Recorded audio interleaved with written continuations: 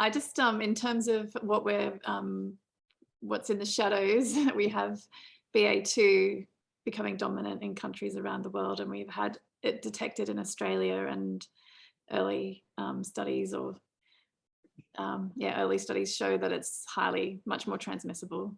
We don't know its virulence, but it also seems to be that is immune evading sort of vaccines as well. So if it does become dominant, I think what do you see needs to happen or change in our approach to schools if no other settings change? Well, I guess I don't think the pandemic's over. So I don't think Omicron is it. I don't have a crystal ball. I'm not special. I just don't think it's over yet. If we look historically, it would suggest it's not. So all the interventions that I've spoken about are non-pharmaceutical interventions. They're all things in addition to vaccines, which I neglected to talk about the importance of when I talked about best practice in schools, which is absolutely part of the equation. But for me, that's a given that everyone is vaccinated, that is eligible to be vaccinated. So all these non-pharmaceutical interventions, HEPA filters, ventilation assessments, masks, safe indoor air, these all work irrespective of the variant that's coming for us.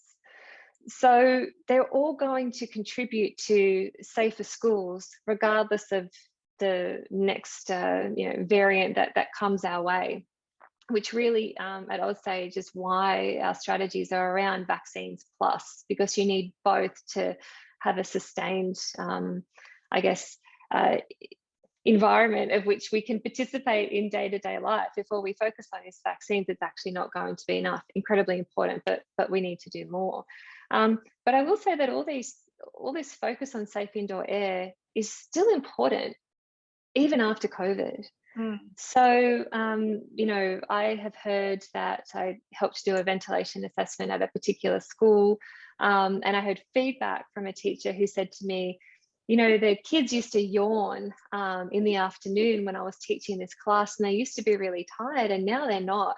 And now I realize it's because the classrooms were so stuffy historically, and now they've got all this fresh air and they're wide awake. So if children are, tired because the air quality is stuffy, they're not learning to the best of their ability.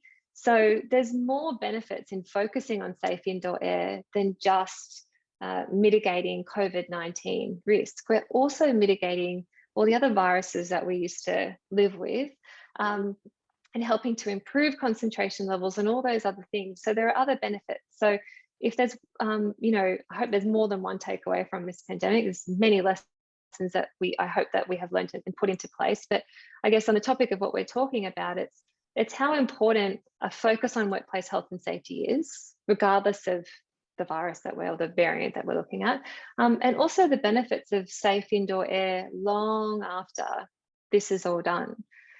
So hopefully that in a roundabout way answers your question, Jane.